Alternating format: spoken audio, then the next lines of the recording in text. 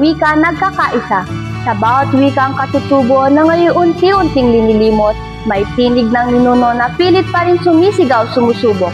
Ipaglaban mo ako, sigaw ng Itawes, Mandaya, Maranao. Dahil sa wika nila ay may kasaysayang bumuo sa ating pagkatao.